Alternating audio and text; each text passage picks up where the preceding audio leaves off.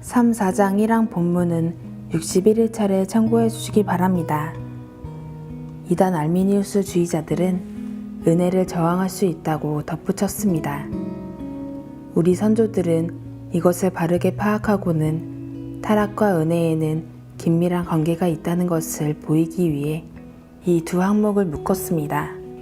성경대로 사람이 전적으로 타락했다면 사람은 하나님의 은혜에 전적으로 의지해야 하는 존재입니다. 3, 4장, 즉 셋째 넷째 규리의 1항의 아래 내용은 타락 이전과 이후의 인간의 위치를 말해줍니다. 사람은 본래 하나님의 형상을 따라 지음받았다.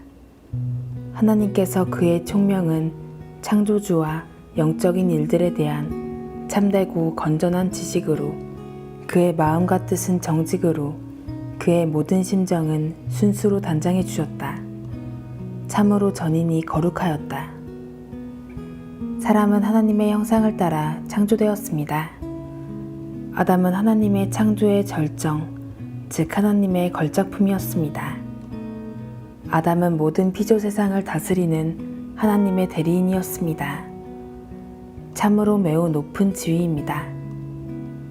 아담은 선지자였고 제사장이었으며 왕이었습니다. 이것이 바로 하나님의 형상이 말하는 모든 것입니다. 이는 아담이 하나님에 대한 참된 지식을 소유하고 있었다는 뜻입니다. 선지자로서 사람은 하나님을 알았고 또한 하나님께서 지으신 세상을 알고 있었습니다. 사람은 하나님을 섬겼고 하나님을 사랑했으며 오직 하나님을 위해 살았습니다. 이 항이 말하는 타락 전 인간의 본질적 특성은 사람이 거룩했다는 것입니다. 이단 알미니우스 주의자들은 이 부분에 완전히 동의하지 않았습니다. 알미니우스 주의자들은 오류 논박 2번에서 다음과 같이 말합니다.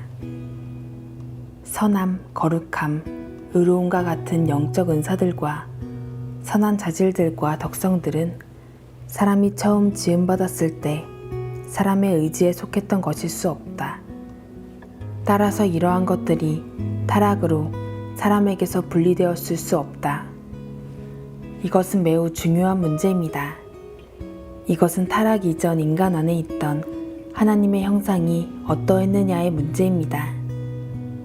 타락 이전에 인간 안에 있던 하나님의 형상에 대해 높은 견해를 가질수록 타락 이후의 인간에 대한 우리의 견해는 더욱 낮아집니다.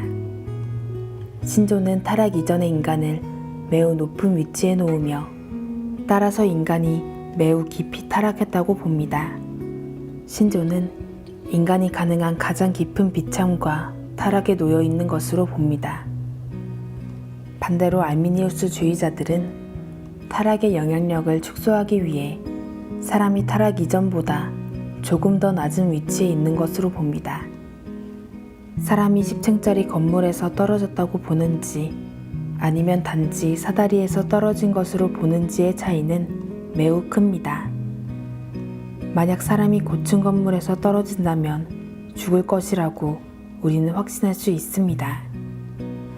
하지만 만약 사다리에서 떨어진다면 다리 한두 개 정도 부러질 것입니다.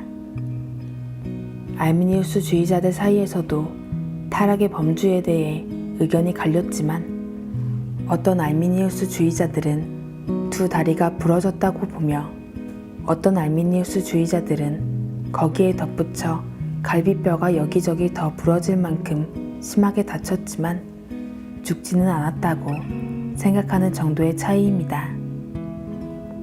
이단 알미니우스 주의자는 하나님의 거룩함, 완전함, 의로움과 관련된 것들이 사람이 처음부터 가지고 있던 것이 아니며 그 자신의 노력과 순종의 대가로 받을 것이라고 말했습니다.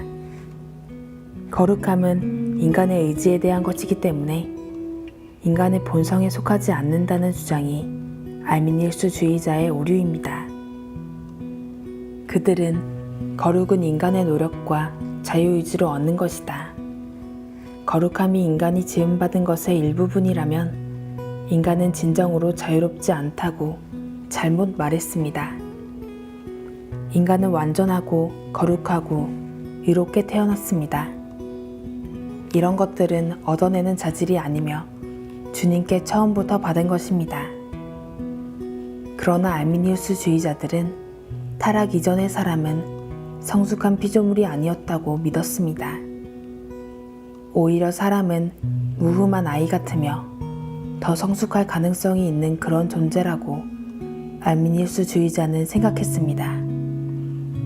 사람은 지식을 증가시키고 거룩함과 의를 얻을 가능성을 지니고 있었던 것이지 이런 것들을 창조 시에 부여받은 것은 아니라고 주장했습니다.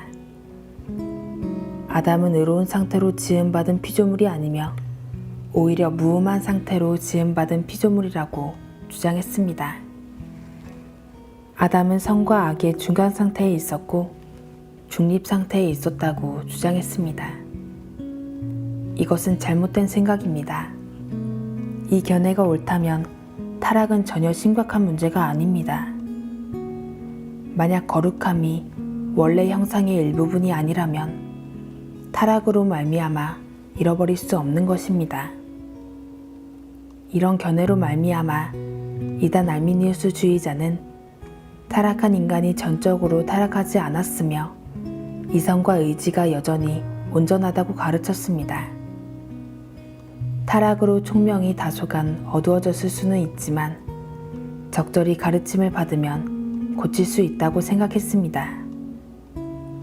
확실히 사람의 의지는 여전히 온전하다고 생각했습니다.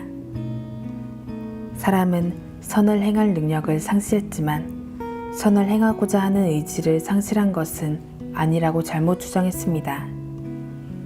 도르트 총회에서 우리 선조들을 반대했던 알미니우스주의자들은 사람에게 은혜가 필요하다는 것을 인정하면서도 여전히 사람이 자신을 스스로 회복하는데 무엇을 할 수 있다고 잘못 보았습니다. 적어도 사람은 구원받고자 하는 의지가 있으며 자신에게 제한된 은혜를 받아들이거나 거부할 능력이 있다고 잘못 보았습니다. 이런 견해에 반대하여 도르트 신조는 성경적인 입장을 천명합니다. 도르트 신조는 하나님의 형상이 무엇으로 구성되어 있는가에서 시작합니다. 에베소서 4장과 골로새서 3장으로 가서 우리가 거듭나서 은혜로 주 예수 그리스도를 믿을 때 사람에게 어떤 일이 벌어지는지를 봅니다. 사람은 타락으로 말미암아 잃어버린 형상을 다시 부여받습니다. 에베소서와 골로새서의 바울에 따르면 이 형상은 지식과 의와 거룩이며 이것들은 오직 성령 하나님의 중생, 곧 거듭나게 하시는 역사로 말미암아 다시 회복됩니다. 이 말씀은 사람이 낙원의 아담 안에서 지식과 의와 거룩을 잃어버렸다는 것을 의미합니다.